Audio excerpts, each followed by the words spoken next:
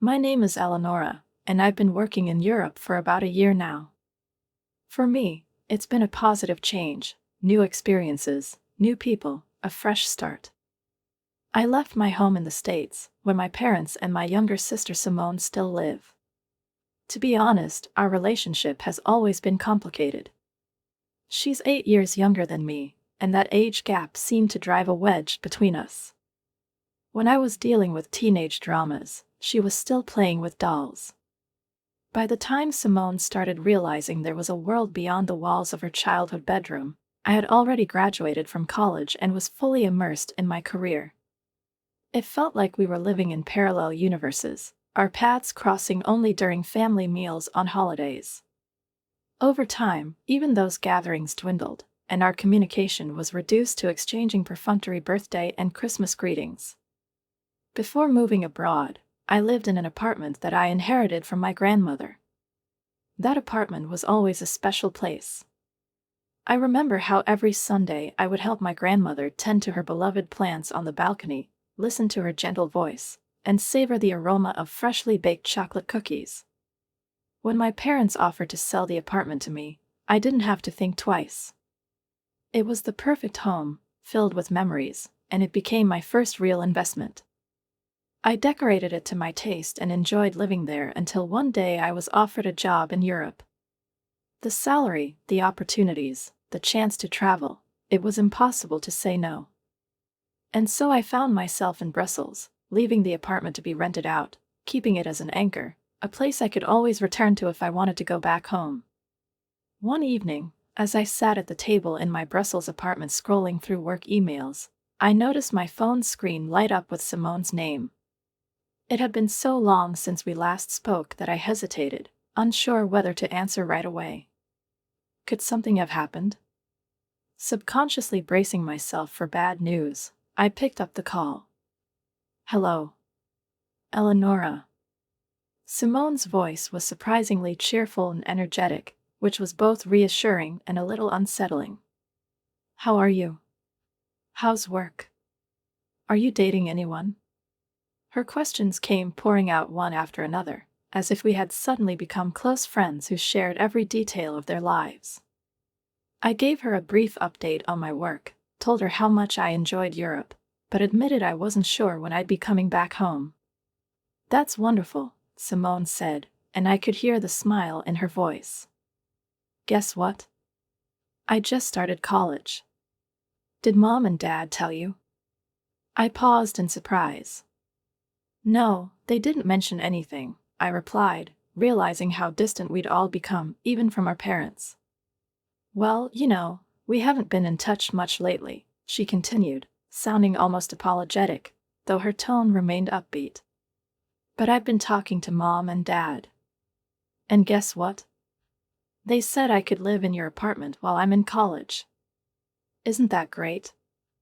It's only 2 blocks from campus. I won't have to spend money on transportation, and I won't have to pay rent either. It's such a big help. Simone's words hung in the air, like a strange bird that had suddenly flown into the cozy little world of my European reality. I didn't know how to respond right away. I sat on the couch, feeling as if my mother's voice were growing louder, like a heavy wave filling the space around me. In her tone, I could hear everything: gentle reproach, warm guilt, and that subtle note that always made me feel like I was in the wrong, even when I knew I wasn't. Mom, I tried to interject, but her words kept pouring out, unstoppable. She's just a child, Eleonora. You're an adult now, you have a job, a career, a life you've built on your own. Can't you see how hard it is for her right now? A new city, college, new people. She needs a place where she can feel safe, and your apartment is the perfect option. It's only temporary. I clasped my hands tightly, trying to contain my irritation. Temporary requests in our family had a way of turning into something permanent. I remembered the time I agreed to look after Simone for a week while my parents attended a conference. That week turned into 3, and then into a month. By the end, Simone was so comfortable in my home that she refused to leave. Mom, I began again, this time more firmly. I understand that you want to help Simone. But it's my apartment. I can't just let her move in without my consent. Why are you reacting like this? Her voice turned colder, like an icy wind cutting through the phone. It's just a place to stay, Eleonora. We're family. Doesn't family help each other? It's not about refusing to help, I replied, feeling anger start to simmer inside me. It's about respect. Why didn't anyone think to ask me first? Why has the decision already been made behind my back? Mom went quiet. For a moment, I thought my words might have made her stop and think. But that was too optimistic. You're overreacting, she finally said, her tone now softer but still insistent. We were just trying to find the best solution for everyone.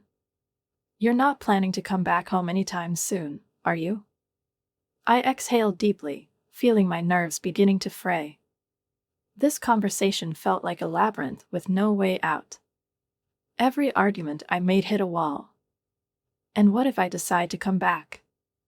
I asked. Where will I live? Or does that not matter?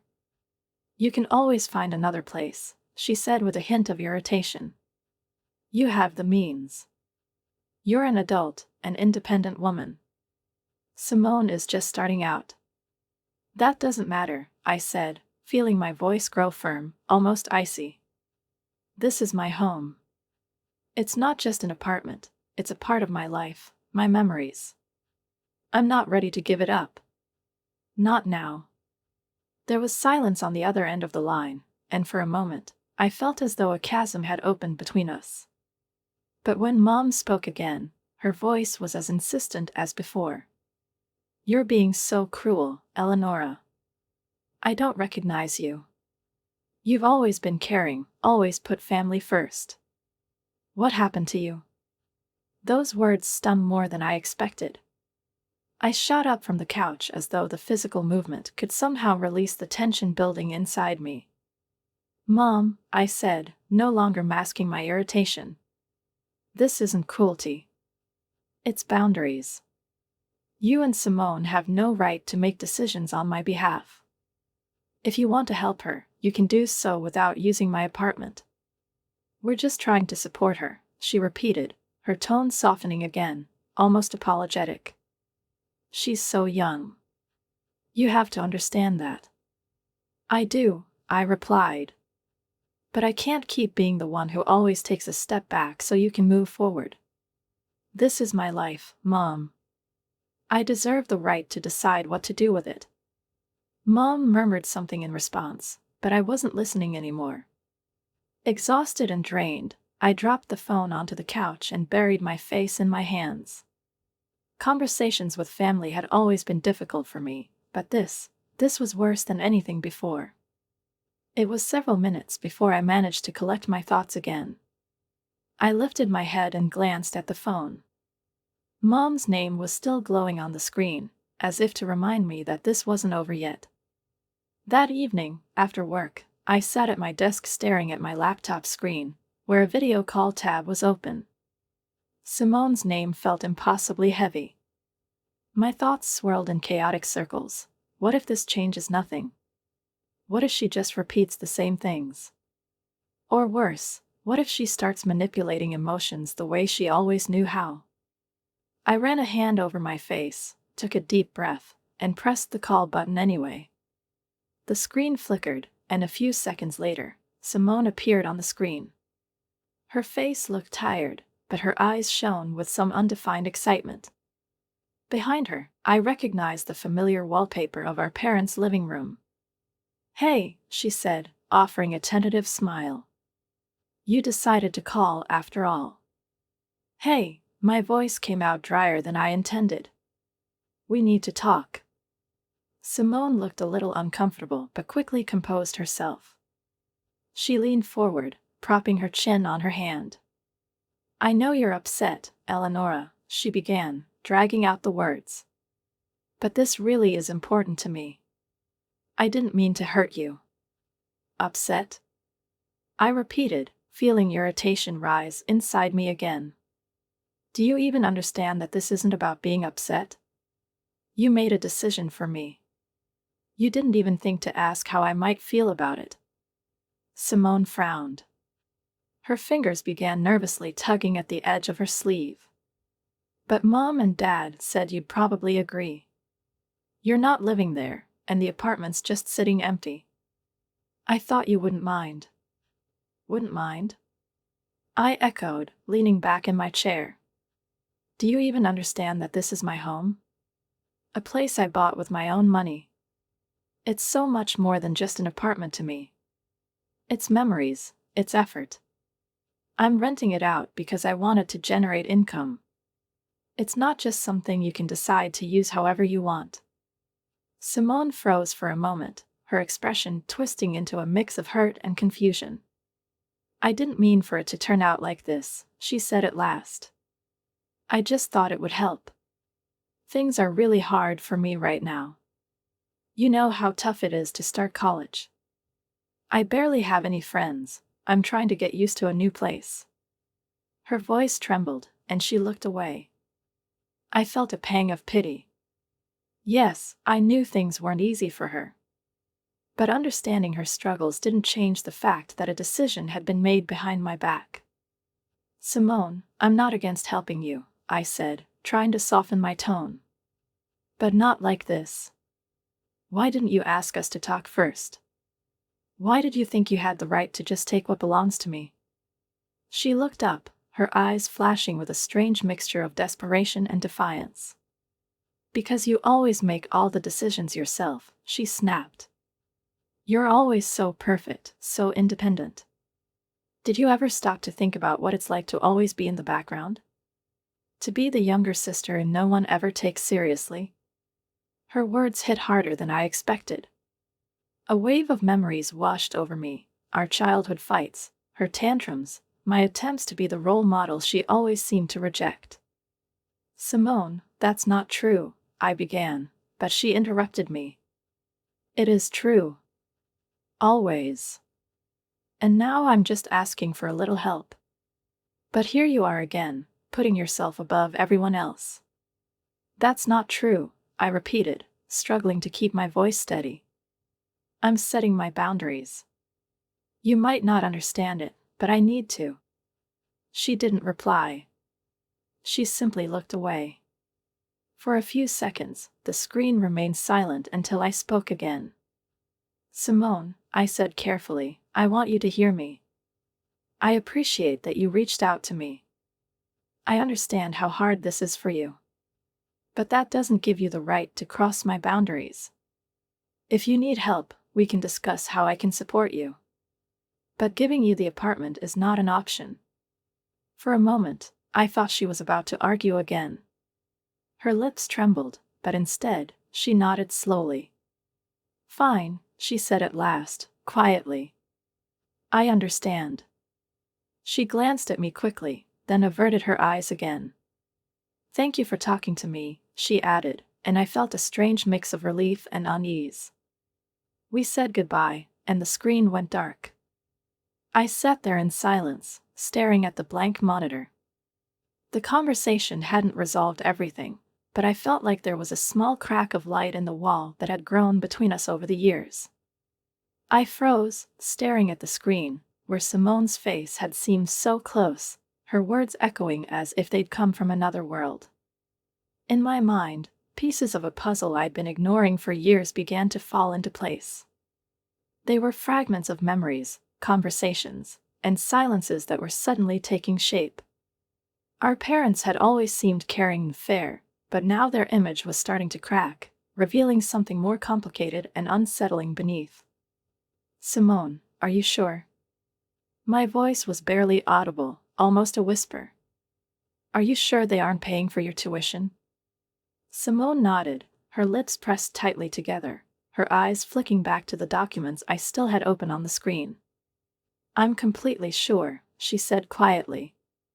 "My scholarship covers everything: tuition, books, even housing if I were staying in the dorms. I've checked it multiple times. They're not paying anything for me." My heart sank. Mom's words resurfaced in my mind, We spent all the money on her college. Words that had sounded so sincere and convincing now felt like not just a lie, but part of a deeper game we didn't understand. This doesn't make sense, I said at last, my voice hoarse.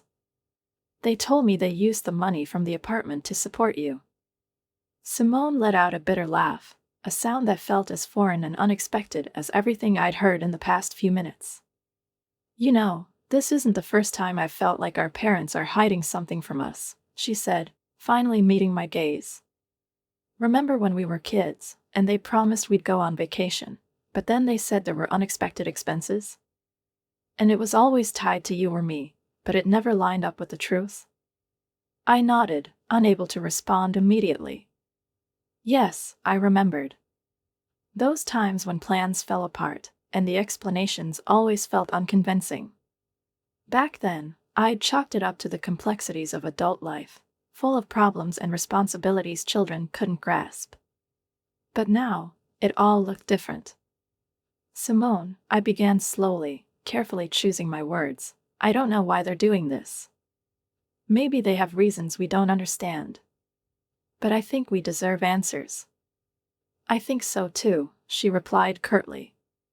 Her voice was steady, but there was bitterness in it. Are you going to talk to them? The question caught me off guard.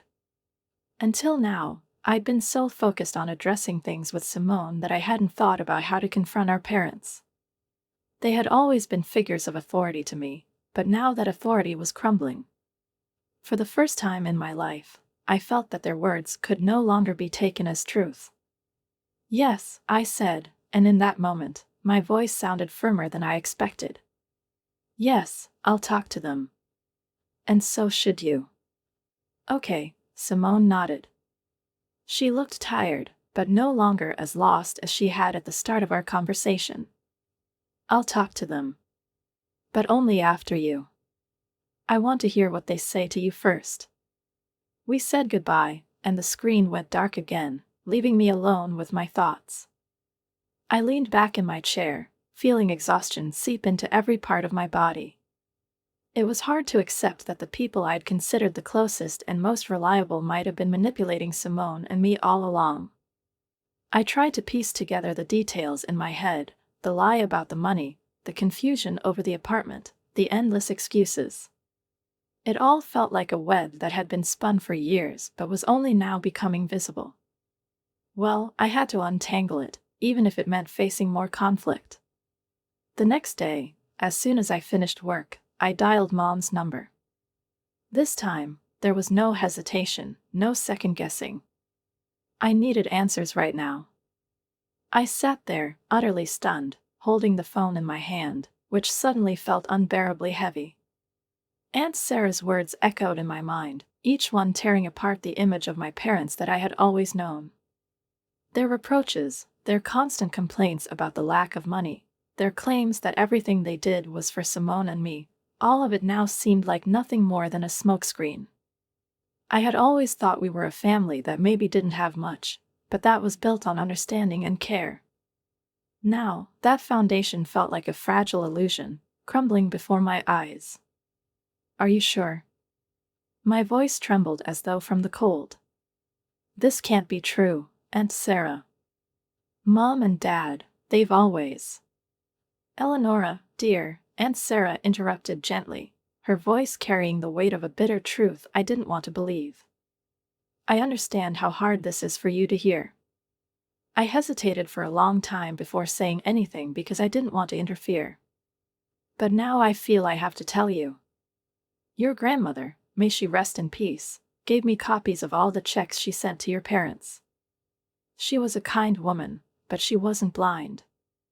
She knew the money wasn't being spent as it should have been. Checks. I repeated, feeling the icy knot in my chest tighten. Yes. She even kept a separate ledger to track the amounts. When she passed away, I found it among her things. I thought it no longer mattered, but now I realize I was wrong. Sarah sighed, and I felt a wave of anger rise within me, not at her, no, but at the people I had trusted most in the world. Why? I whispered. Why would they do this? I don't know, sweetheart, Sarah replied. Maybe they felt they deserved it. Maybe they just couldn't deny themselves. I can only guess. But it seems they assumed that you and Simone would never find out. My mind kept circling back to old memories. That vacation we were promised but cancelled because of urgent expenses. The day Mom told me I'd have to wait for a new pair of shoes because there was no money. Memories of promises and excuses I had accepted without question now turned into sharp fragments. But why didn't Grandma say anything to us? I asked, my voice growing quieter. She wanted to protect you, Sarah explained. Her fear was that the truth would destroy your family. She hoped things would change. But, as you can see, they didn't. I buried my head in my hands, trying to process what I just heard. On the other end of the line, Aunt Sarah seemed to wait for me to speak, but I had no words. Finally, I took a shaky breath and asked, "And Simone? Should we confront them?" "That's your decision, Eleonora," she replied. "But I think you have a right to know the truth. Just be prepared, your parents might try to justify themselves. Or worse, deny everything." "I don't know how we're going to handle this," I muttered. "You're stronger than you think," Sarah said firmly. "And so is Simone. Just remember, you're not alone." We said goodbye, and I was alone again. The room was silent, but inside my head, a storm was raging. I closed my eyes, trying to imagine how I would talk to my parents.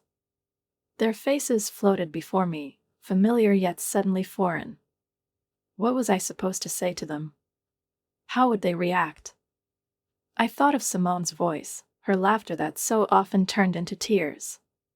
She deserved to know the truth. We both did.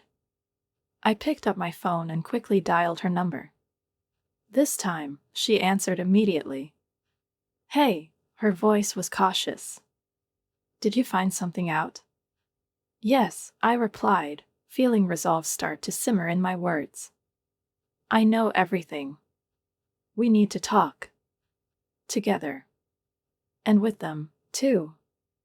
I paced the room, trying to process everything I'd learned. Memories that once seemed insignificant now surged forward with new clarity, and in each one, like under a magnifying glass, the lies became glaringly apparent.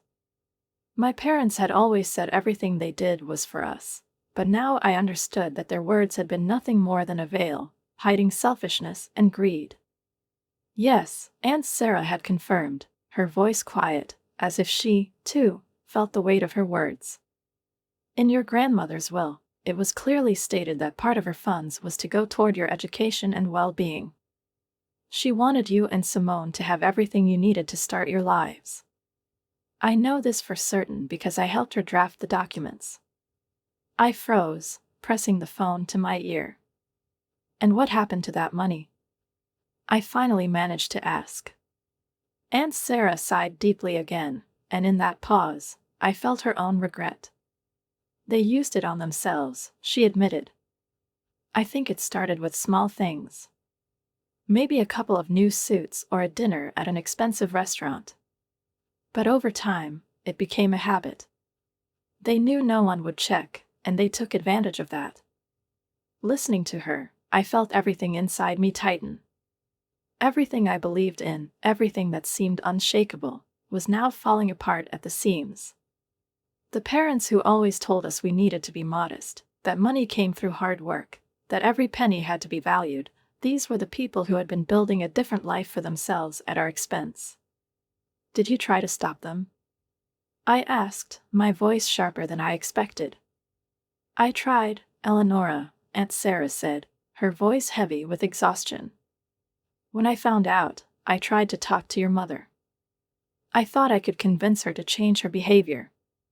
But she was adamant. She said it was her money, her life, and that I had no right to interfere. After that, our relationship turned cold. I felt anger boiling inside me. All this time, I had blamed myself for not doing more for Simone, for not being the perfect sister. I blamed myself for every failure, for not being able to give her more. And now it turned out that the problem was never me. It was never us. This is unfair, I said, realizing how weak the words sounded in the face of such betrayal. They took everything from us. Even the right to know the truth. Aunt Sarah sighed, her voice filled with compassion. I know, dear. It's unfair. But now you have the chance to make sure this truth doesn't stay hidden anymore. You and Simone deserve to know everything that happened and decide what to do next. What to do next, I muttered. It was easy to say, but I had no idea where to begin. Maybe start with a conversation, Aunt Sarah suggested, as if reading my thoughts. Tell them you know. See what they say. I nodded, even though I knew she couldn't see me. A conversation. It sounded both simple and unbearable. How was I supposed to look them in the eye, knowing all of this? How was I supposed to listen to their excuses, their attempts to explain the inexplicable? After we said goodbye, I sat in silence for a while. My thoughts were chaotic, tangled like threads in an impossibly tight knot. I thought about Simone. She needed to know this. We both needed to be part of this conversation. I dialed her number, and she answered almost immediately, as if she'd been waiting for my call. Eleonora? What's wrong? Simone, I said, my voice faltering. We need to talk. I just spoke with Aunt Sarah. I know what happened with Grandma's money. Silence hung on the other end of the line. I imagined her tensing up, her eyes widening in shock. What did you find out? Her voice was filled with tension. Everything, I said. We'll talk about it together. And I think it's time we talked to them. Dad looked up, his face showing a mix of surprise and mild irritation. He seemed ready to ask a question, but when he noticed the tension in our expressions, he remained silent. Simone entered the room first, her steps firm and resolute, while I followed behind her, trying to keep the storm inside me under control. We stopped in front of the table, like two witnesses ready to present evidence. What's going on? Dad finally asked, setting aside his tablet. His voice was calm, almost casual, but there was a faint trace of suspicion in it. We need to talk, I said, meeting his gaze. Simone nodded, her lips pressed into a thin line, as if she was afraid the first words she spoke might come out as a scream. Mom appeared in the doorway of the study and hesitated, watching us. I could see the tension in her face, though she maintained an outward air of politeness. Of course, she said cautiously. Sit down, girls. We didn't move. I noticed her glance at Dad, and in that look, I saw her unease growing stronger by the second. We know the truth, Simone said sharply. She crossed her arms over her chest, her voice cold and steady. We know about Grandma's money. About her will. About how you used it for yourselves instead of paying for our education. The silence that followed her words was deafening. Dad frowned, and Mom turned pale. She took a step forward, her lips trembling as though she was searching for the right excuse but couldn't find one. What nonsense is this? Dad finally said, his voice firm but with a faint note of uncertainty. Who told you that? It doesn't matter, I replied. We've seen the documents. We know Grandma allocated money specifically for us. That money was meant for our education, but you spent it on yourselves. How do you explain that? Girls, this is a misunderstanding, Mom tried to interject, her voice teetering on the edge of hysteria. We've always done everything for you. You know how hard it was for us. Hard? Simone cut her off, her voice breaking into a bitter laugh. You call it hard to go on trips to 5-star hotels? To buy designer clothes? Those business expenses of yours? We believed you when you said we didn't have money.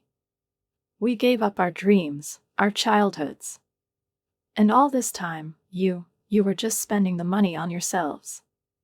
Mom took a step back, her face turning ashen. She glanced at Dad, as if expecting him to intervene and save the situation. But he remained silent, his jaw clenched, his eyes glinting with cold tension. "It's not as simple as you think," he finally said, leaning forward. His voice was slow, almost menacing. "You don't understand. We did all of this for the family. For your future. For our future." I repeated, feeling anger rise in waves. "You made us believe we had no choice. That we had to work hard because you couldn't help us. You lied to us our entire lives." Mom sat down in a chair, her hands trembling. "We just wanted," she began, but her voice broke. "We didn't think it would turn out like this." "You didn't think?" Simone repeated coldly. "You didn't think we'd ever find out the truth?